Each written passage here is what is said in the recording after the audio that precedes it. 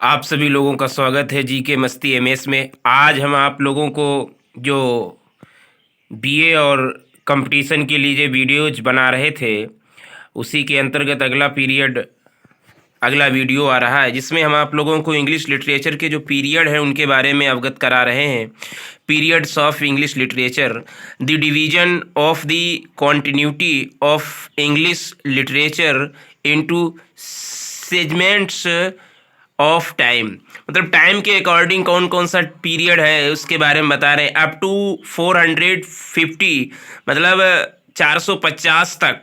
शुरुआत से dark as कहा जाता है, 450 से 1066 तक ओल्ड इंग्लिश एज कहा जाता है। इसी को एंग्लो सैक्सन पीरियड भी कहा जाता है।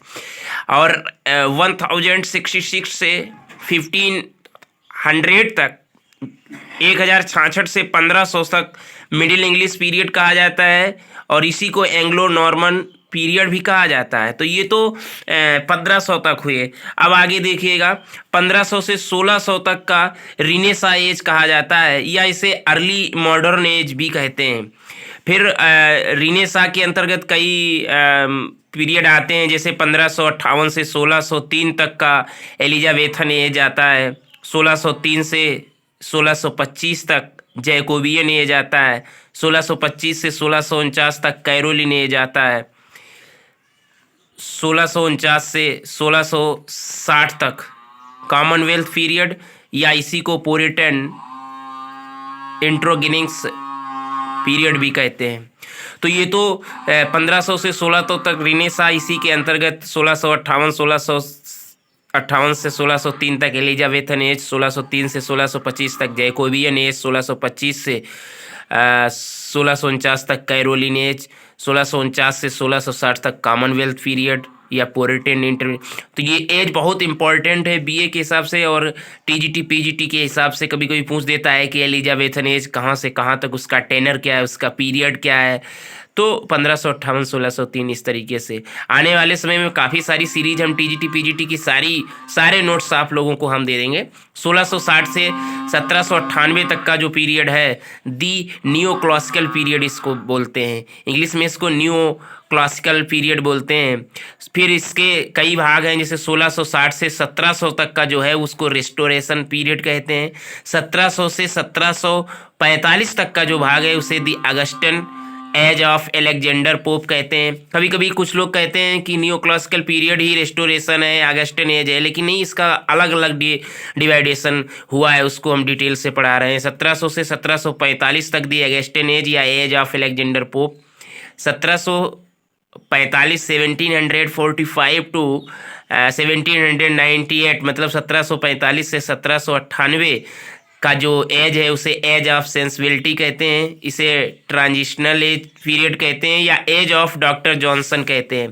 तो ये जो एज है नियो क्लासिकल पीरियड, ये 3 पीरियड्स में बटा है। दी रेस्टोरेशन एज, दी अगस्टिन एज और एज ऑफ सेंसिबिलिटी। इसका अलग अलग टाइम टेनर है, तो इसको आप अच्छी तरीके से पढ़िए। 1798 से 1837, मतलब जब ये लिरिकल बैलेट्स वर्ड्सवर्थ के पब्लिकेशन हुआ था, फर्स्ट पब्लिकेशन हुआ था लिरिकल बैलेट का, तब रोमांटिक एज शुरू हुआ था, रोमांटिक एरा शुरू हुआ था। तो रोमांटिक पीरियड 1798 से 1798 से 1837 तक का माना जाता है।